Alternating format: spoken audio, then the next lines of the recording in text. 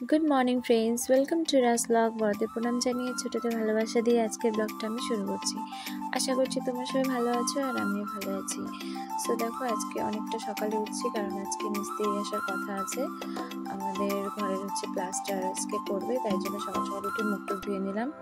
আর একটু ঘরেরও কাজকর্ম ছিল শেষ করার, ওই রুমে অনেক জিনিসপত্র ছিল, ওগুলো সরানোরও দরকার ছিল, তাই ভাই আর মম্মি সরাই নিচ্ছে আর আমি উঠে এই যে মধ্যে ঘরের বাসি কাজগুলো সেরে নিলাম।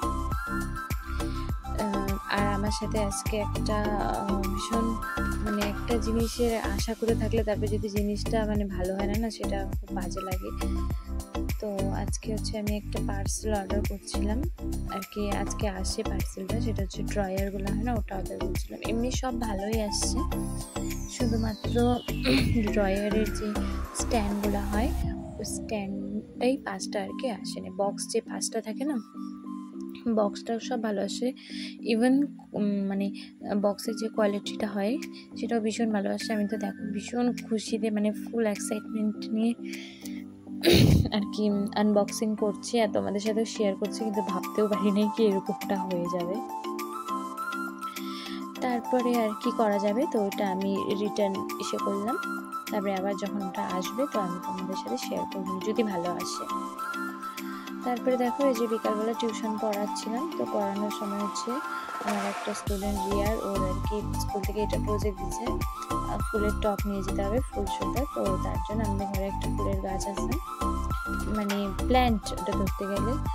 এই যে প্ল্যান্টটা আমি নাম জানি না কি, বাট তো বললাম এটাই নিয়ে যায়। এবছর লাস্ট ইয়ার তো অন্য অন্য প্ল্যান্ট নিয়ে গেছিলো, তো বললাম এটা নিয়ে যায়, এটা পাওয়া যায় না আর কি সবসময়। তার জন্য ওকে আর কি আমি ভালো করে মাটি টাটি দিয়ে ফুল গাছটা ভালো করে সুন্দর করে লাগাই দিলাম আর বললাম ভালো করে জল টল দিবি। এই যে দেখো ফুলও ফুটে আসে আর স্কুলে চাইছে যেহেতু। তারপরে দেখো আজকে এটা রথযাত্রা যেদিন ছিল ওদিনের। তারপরে দেখো ভাই আর আমি রেডি হয়ে বের হয়ে গেলাম, আর আমরা না দুজন অনেকটা আগে বের হয়ে গেছিলাম। টাইম দিয়েছিল 3টার সময়, তো আমরা ধরো 3টার সময় বের হয়েছি, কিন্তু আমরা ভাবছি কি দেরি হয়ে যাবে, কিন্তু না দেরি হয় না, উল্টা আমরা অনেক তাড়াতাড়ি বের হয়ে গেছিলাম। 1 ঘন্টা আমাদেরকে ওয়েট করতে হয়েছে, তারপরে গিয়ে রথ বের হয়েছে।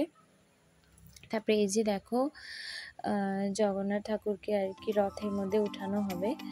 তো এই যে ঠাকুরকে নিয়ে আসছে, মানুষের এত ভিড় আর কি প্রণাম করার জন্য। আমাদের তো আমরা তো যাওয়ার চান্সই পাচ্ছিলাম না আর কি, দূর থেকে প্রণাম করছিলাম। আর এবার আমাদের রথ বের হয়েছিল গোপীমন থেকে থানা মন্দির অব্দি গেছে। প্রতি বছর গোপীমন থেকে বের হয়, কিন্তু যাই পালপাড়াতে একটা মন্দির আছে ওখানে যায়, কিন্তু এবছর থানা মন্দিরে এখানে জগন্নাথ ঠাকুরকে রাখা হয়েছে। কি কারণে ওখানে রাখা হয়েছে সেটা আমি জানি না অবশ্য। তারপরে দেখো এই যেখানে আসলাম, এখানে এসেছিলাম, ভাইকে খোঁজাখুঁজি করছিলাম কি ও কোথায় গেছে, আর ওকে খুঁজেই পাচ্ছিলাম না, আর এতটা ভিড়। পরে কী করলাম, মন্দিরের ভিতরে ঢুকে এই যে দাঁড়ায় দেখছিলাম, ওকে খুঁজছিলাম আর কি কোথায় ছিল ও। তারপরে আর মধ্যে ওকে ফোনও করছি, ফোন ছিল অবশ্য, ফোন করছি কিন্তু আর কি শোনা যাচ্ছিল না কিছু, যাতে আওয়াজ ছিল, অনেকটা লোকজনের ভিড় ছিল। তারপরে আর ওখানে প্রসাদ বিতরণ করছিল, তো আমরা আর ওখানে প্রসাদ খাইতে পারি নাই। ভাই খাইছে কিন্তু আমি প্রসাদ নিতে পারি না, অনেকটা ভিড় ছিল, তো আমি প্রসাদটা নিতে পারি নাই।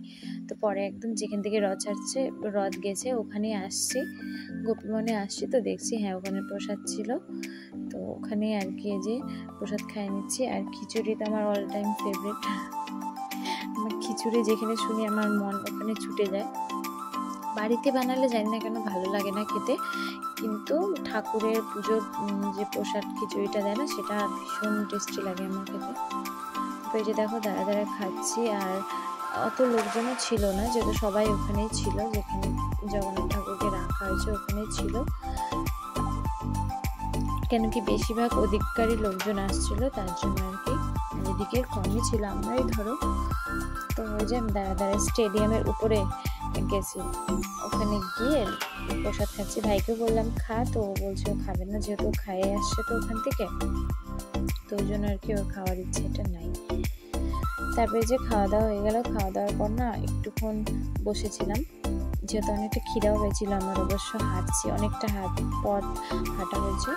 তারপর দেখো যে আস্তে আস্তে ভাইয়ের আমি গল্প করছি আর বাড়ি আসছিলাম। সো ফ্রেন্ড, আজকের ব্লগটা আমি এখানে এন্ড করছি। ব্লগটা জানি অনেকটা ছোট হয়ে গেল। যদি তোমাদের এই ব্লগটা ভালো লেগে থাকে তাহলে লাইক, কমেন্ট আর সাবস্ক্রাইব করে দিও। আর সবাই ভালো থেকো আর সুস্থ থেকো। Tata, bye bye.